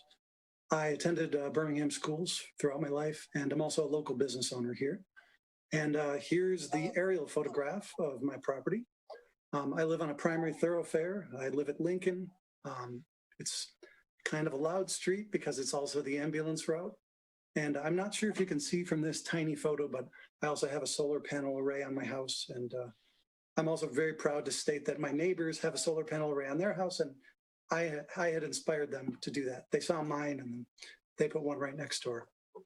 So anyway, enough about that. I'm here today to just get your input. Sorry, I thought I heard something. I'd like to change my zoning from R3 to TZ3 so that I can run my business out of my house. I'm an IT consultant. My business provides IT support to small businesses. And this idea is really top of mind for me because of COVID-19. The pandemic taught me that we could run the majority of my business through telecommuting. So the majority of my employees are working from home right now. But the pandemic also taught me is that we can't run the business without an office. So I was thinking about downsizing my office. We have 9 employees right now. Running the business out of my house where 1 or perhaps 2 employees would work here from the house. The rest of my team would continue to telecommute and they would work remotely from their homes. Jana, if you don't mind, could you please proceed to the second page? I sure can. Thank you so much. So how this all began, I don't know much about zoning. So the first thing I did was I went onto the City of Birmingham website and I started reading the zoning ordinance. And I was still kind of confused. So I called the city and ended up reaching Jana and explained my goals to her. She was extremely helpful, very generous with your time. So thank you, Jana. She educated me about the process. And she suggested that maybe TZ3 would be the most appropriate and that I go with this informal sort of approach. So if after hearing what I have to say, you think a different classification other than TZ3 would be better, I'd love to hear your feedback. I'm very much a novice when it comes to the sort of language about architecture and zoning, all these things. So as you can see, I'm on Lincoln Street. I'm just west of Grant, right across from the Birmingham Bloomfield Credit Union. There's the salon right behind there. There's a strip mall with the Birmingham Laundromat, the dry cleaners, the YMCA right next door to the dentist office, and there's a multifamily apartment building that I can see, right from my front porch. And actually, Jen, if it's possible for you to zoom in just a little bit, I wanted to point out one additional thing on here. So I've been watching the meetings. I'm not usually civically engaged, and one of the most important things that I learned from attending these planning board meetings via Zoom is you should really solicit feedback from your neighbors before requesting this type of change. So what I did was I walked around to some of my closest neighbors. You'll see there are 3 parcels highlighted here in a slightly darker shade of brown. The neighbors directly next door at 543 East Lincoln, 2 doors down at 1091 Floyd, and behind my property at 968 Purdy have all expressed their unequivocal support. I know it's a little early for that, but I just wanted to let you know that I did try to run this idea by the neighbors before even coming here informally. So there is a very large apartment complex next door. It's a 3-story building. It goes all the way back. I have a really long, narrow strip of property. I haven't seen the owner of that building since I moved in like 10 years ago, so I haven't had a chance to speak with him yet about this idea. If you could please move forward to the next page, I'd appreciate it. Number 3. Thank you so much. So this is a simple one. Directly next door to me, you can see 543 East Lincoln. That's the left photo. And then from the other vantage, you can see the 3-story apartment building in the right photo. And we're making our way through.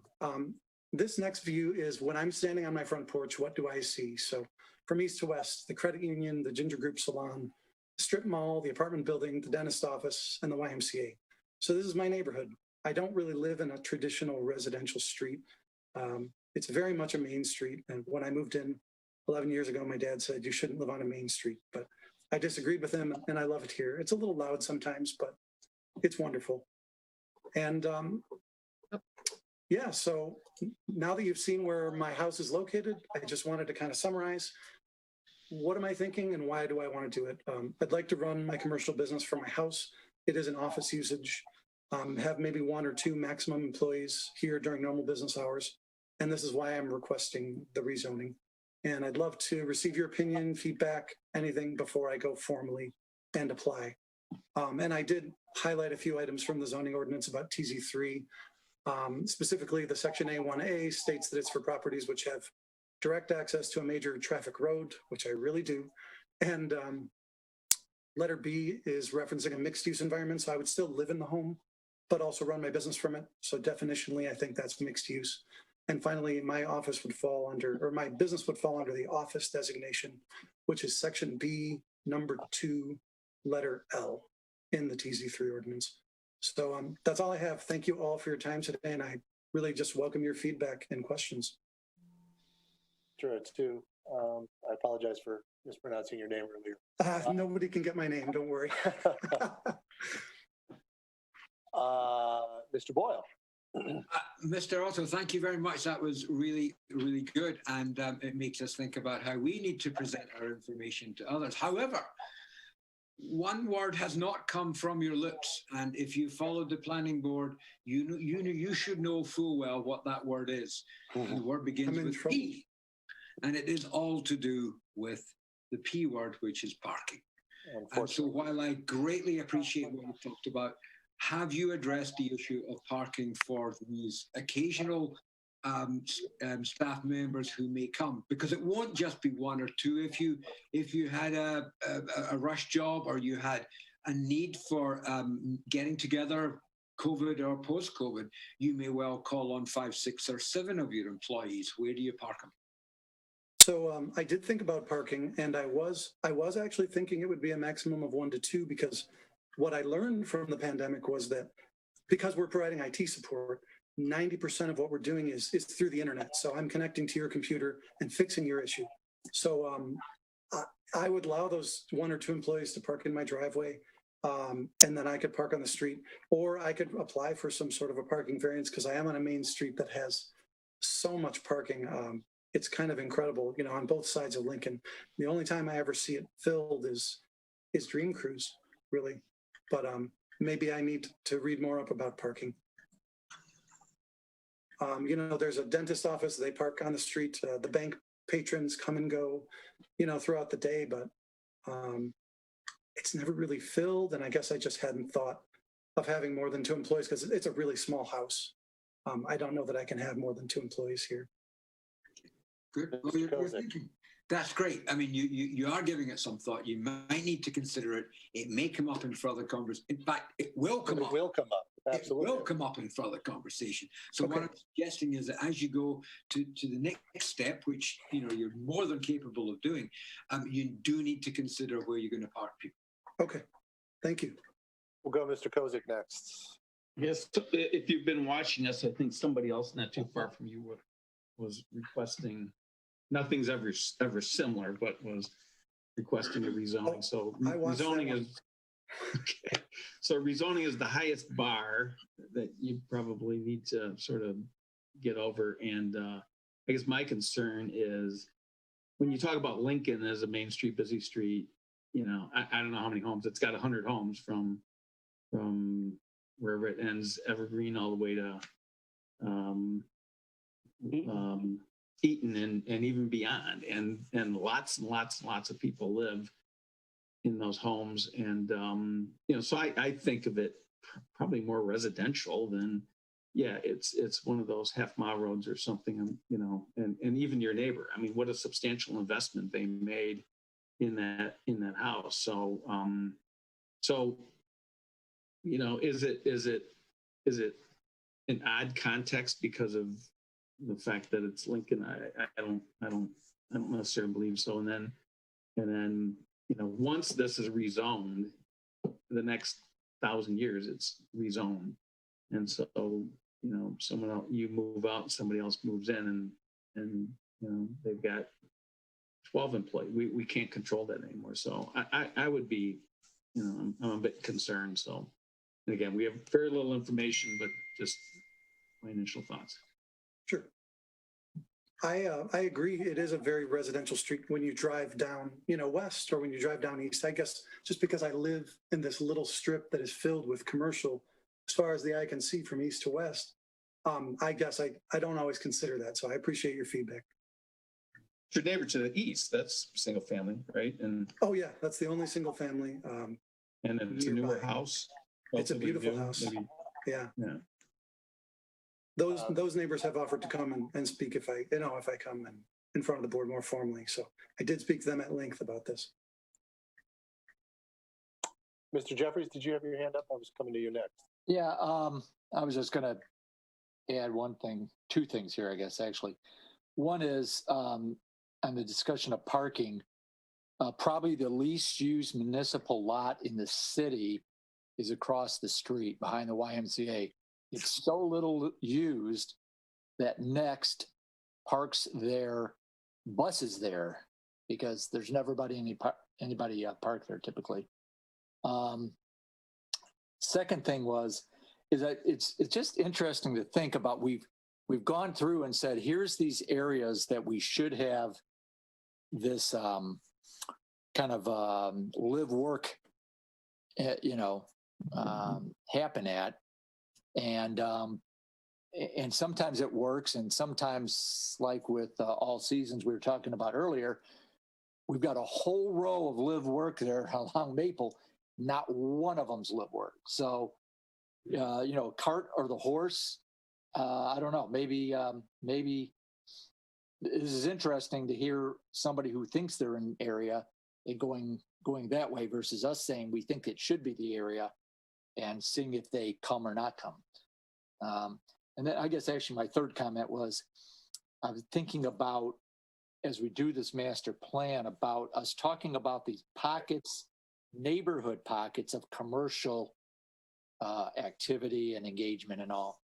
And a 1 to 2 person business doing internet computer consulting or something to me, not be intrusive, but still give a little bit of activity and also.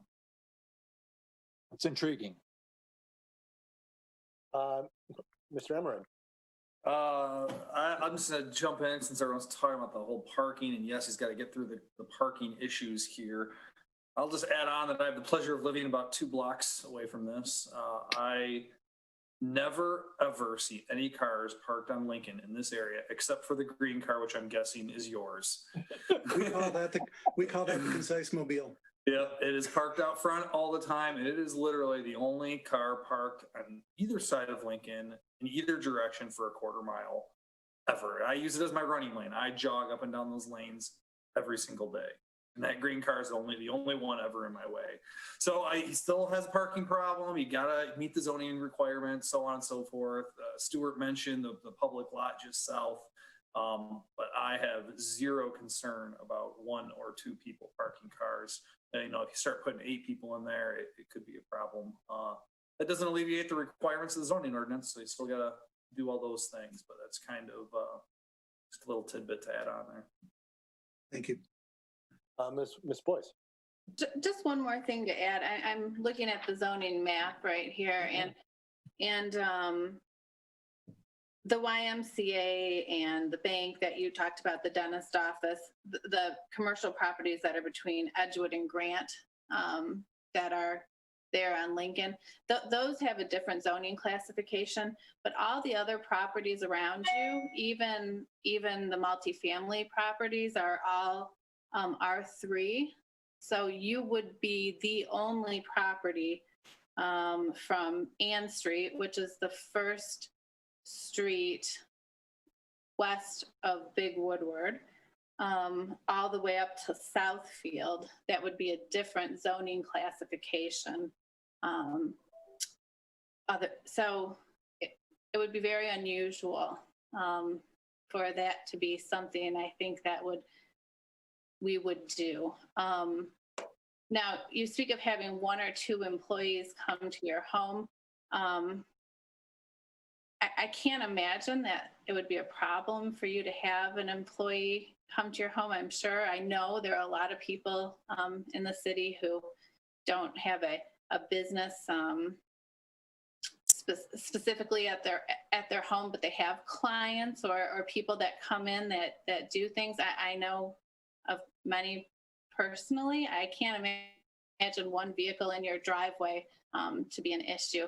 I think you'll have a hard time getting your zoning changed. I appreciate the feedback. Any other comments before I add my 2 cents? I appreciate you coming to us. I appreciate you putting the time in, and you've obviously thought about this. So thank you for that. I really do, and I appreciate the enthusiasm for what you're trying to do. Much of what my colleagues have said is I concur with much of what they said. It's probably not an issue in a practical sense, but Mr. Kozak and Ms. Boyce hit it on the head when they said that rezonings are kind of the highest bar, and going from an R3 to not only a TZ1 but TZ3 is a huge jump to me. You would not be anywhere near any other zoning for this area. It's all R3, as Ms. Boyce stated, and this would frankly be precisely what those in this community that complain about businesses intruding into neighborhoods. This is exactly what they're talking about, whether it's practically true or not. And I just find it very difficult to believe that this is a successful path for you. That's just my 2 cents. I appreciate the feedback, and I did want to ask, since you mentioned maybe running the business informally, I read the zoning ordinance in R3 specifically prohibits that, and I'm trying to do things legally. So that's really, and the reason I'm sorry to talk over you. Go ahead. He was putting in a comment that you didn't hear that. I don't know who made the comment, but I did.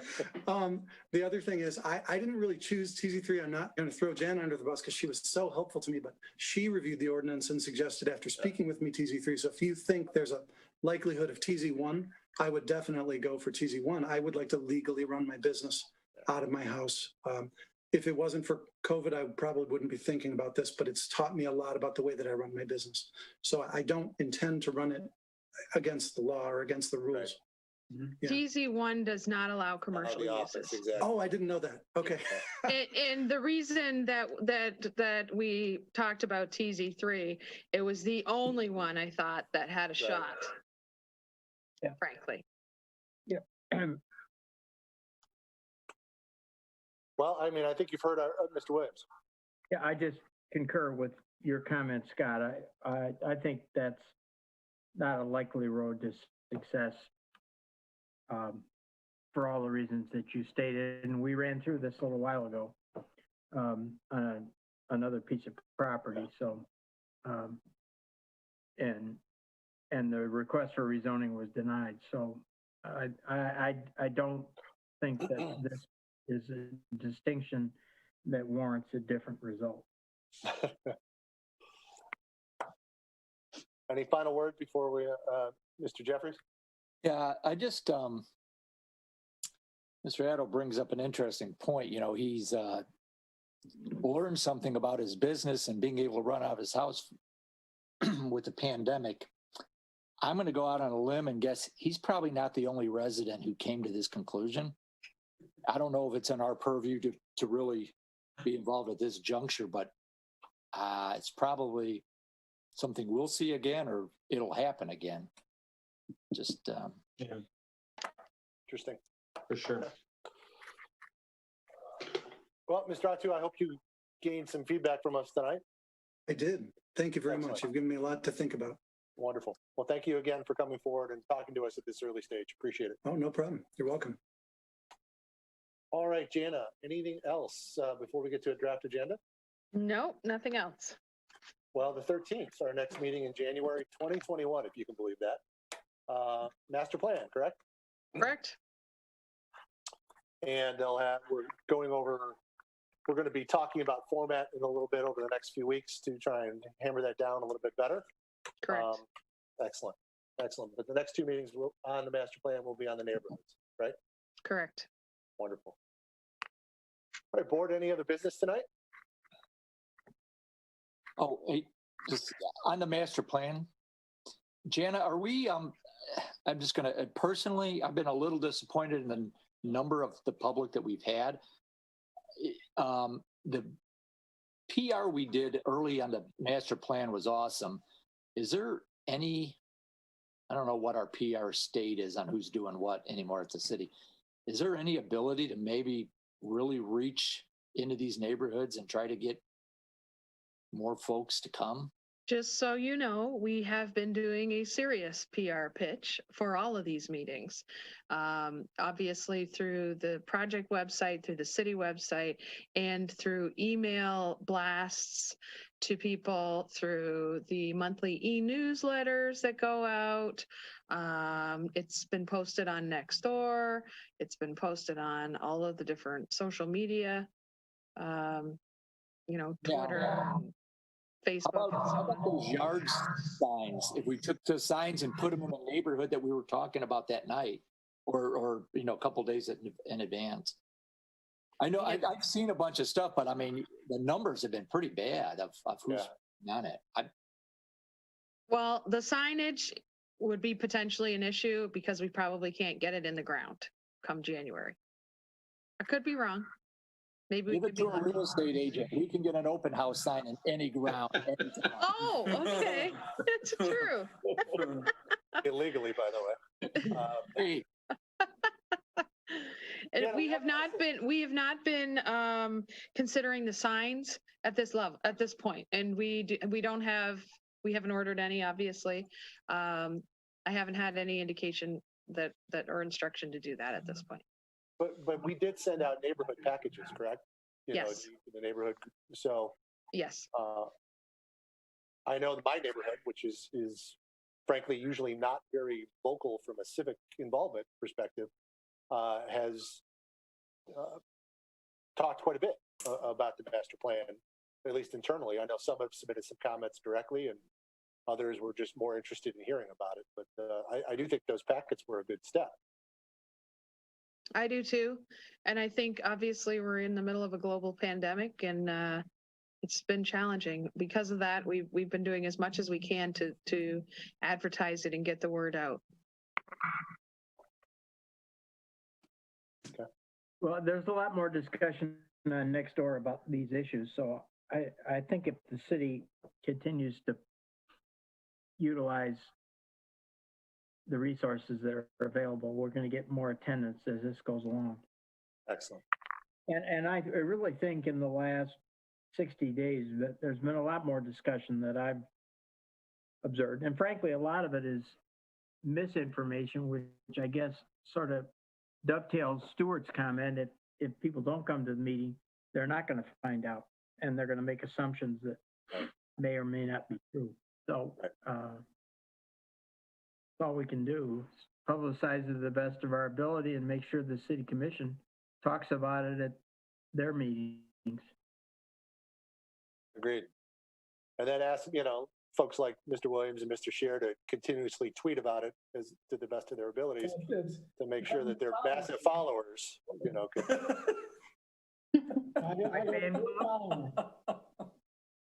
All right. And on that note, before I get into any more trouble, any other business before this body tonight? Hearing none, we will call this meeting adjourned.